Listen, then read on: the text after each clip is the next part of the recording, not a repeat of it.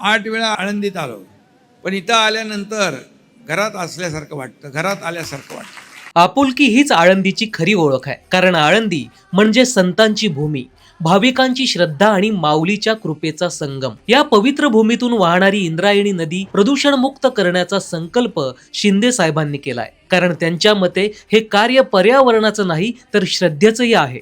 ज्ञानोबा माऊलींच्या कृपेने शिंदे साहेबांच्या हस्ते आळंदीत भक्तनिवास, रुग्णालय, घाट सुशोभीकरण अशा अनेक पवित्र कामांचं भूमिपूजन आणि शुभारंभ करण्यात आले. इतकंच नाही तर कार्तिकी वारीपूर्वी रस्त्यांच्या दुरुस्तीसाठी शिंदे साहेबांनी तात्काळ 1 कोटी रुपयांचा निधी दिला. सरकारने आता ज्ञानेश्वरी फक्त 50 रुपयात उपलब्ध करून दिली आहे. त्याचबरोबर आळंदीत ज्ञानपीठ स्थापन करण्याबाबत केंद्राकडे पाठपुरावा सुरू आहे. वारकऱ्यांचा सन्मान आणि संत परंपरेचा मान राखत भागवत धर्माची पताका उंच ठेवण्याच्या निर्धाराने शिवसेना महायुती सरकार वाटचाल करत आहे. रामकृष्ण हरी.